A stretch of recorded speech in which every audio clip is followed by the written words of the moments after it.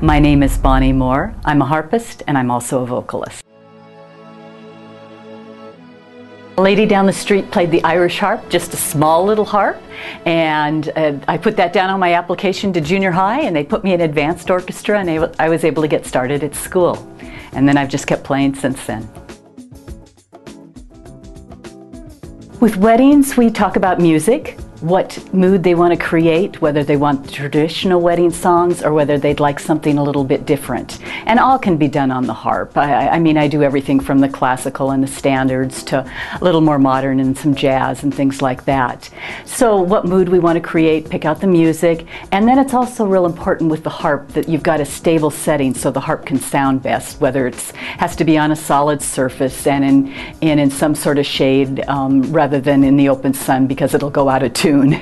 Also, if it's the weather needs to be pleasant enough for the harp to be outside so that it'll stay in tune. But those are things we talk about, and then I also try to work with them on what their color schemes are and things like that, so the harp fits in with the rest of the plan. Well, not necessarily. Sometimes I play with flute, or if they want, I've done some weddings where I did the harp for the ceremony, and then for the reception we added bass guitar and flute and gave it more of an upbeat sound. So you can change it depending on what mood you want to create. I guess I'm not so concentrated on the audience as just hearing the sound. It's maybe it's something within myself that I need to center and just listen to the music and let it sing and try to make it as beautiful sounding as I can.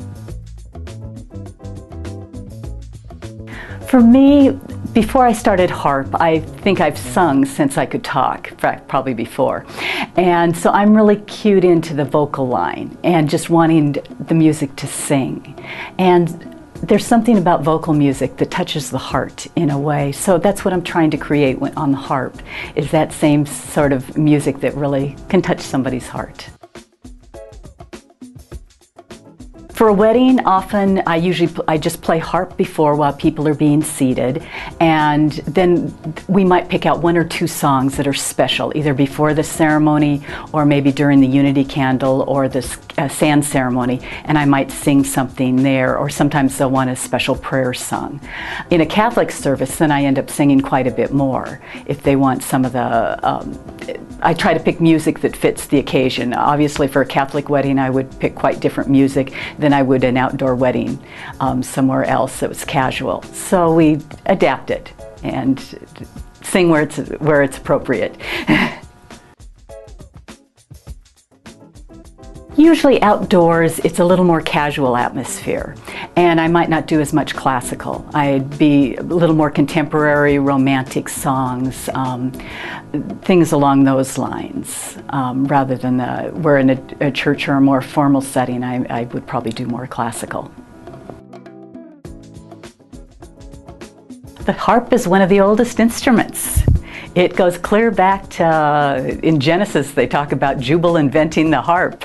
So it's one of the oldest instruments there is. And obviously it was a lot smaller then. The pedal harp that this is, that I can change keys, wasn't invented until 1810. So that's a newer one. And so we have harps every size and shape, from very old to the modern ones that we have now. If you open up a grand piano and look inside, it looks like they've got a harp stuffed in there. But the harp actually was created before the piano.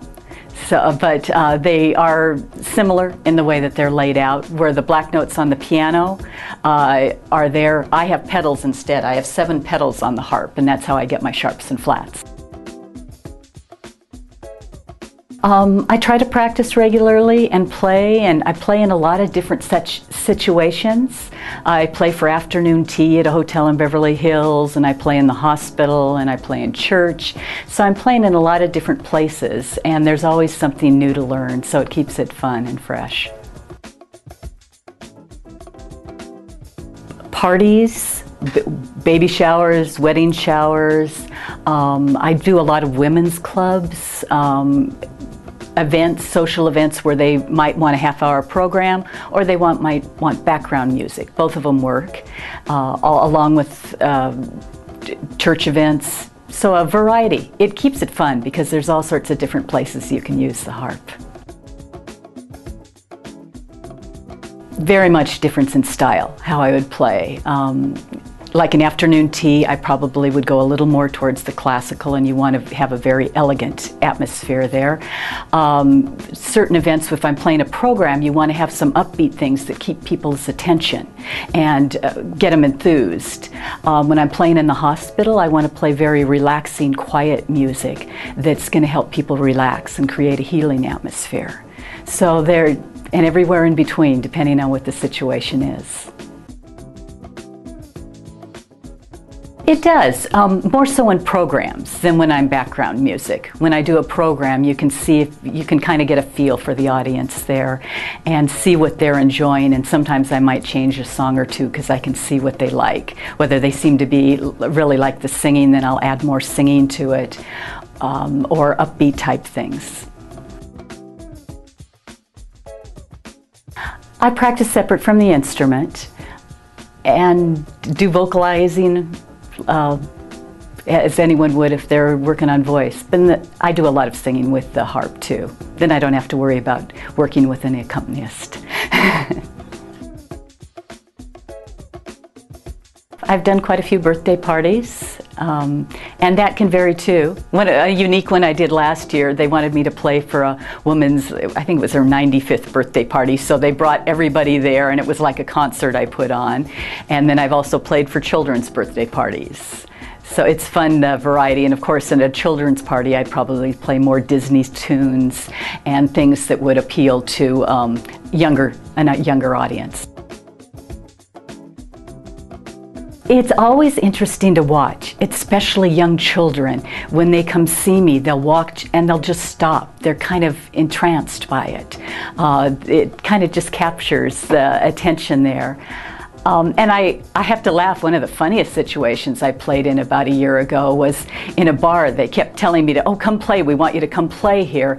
And I thought, you gotta be kidding, but I did, and all these guys that were in their 20s and 30s just standing there staring at the harp were amazed by it, and I kind of had to laugh because it was not my usual situation to play in, but they seemed to really like it because it was something different. One would be doing my master's recital. A few years ago I went back to school and did my master's recital and just really worked hard for that, and that was a joy to do. One thing I have fun with is just the variety. I kid about one night that I played for all the bishops in one of the churches, and the next night I played at Ozzy Osbourne's birthday party. So it's fun to have those changes of where you can be. I enjoy doing concerts, but I enjoy also just being able to play in the background and help create a mood. I don't think I caught on to it immediately. Someone kids about how long did it take to really learn to play a song.